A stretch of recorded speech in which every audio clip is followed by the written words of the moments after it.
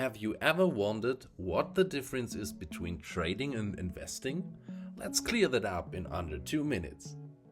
Trading means buying and selling financial assets like stocks, currencies, or commodities with the goal of making a profit in the short term.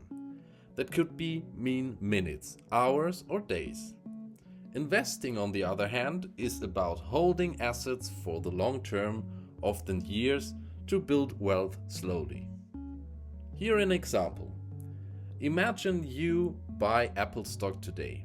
If you plan to hold it for 10 years because you believe in the company's future, that's investing.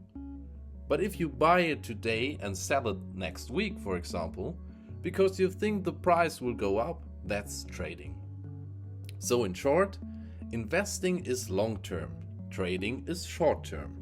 Both can be profitable, but trading requires more attention and quick decisions.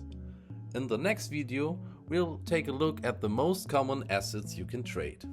Thanks for watching, and if you like this video, subscribe for more trading basics.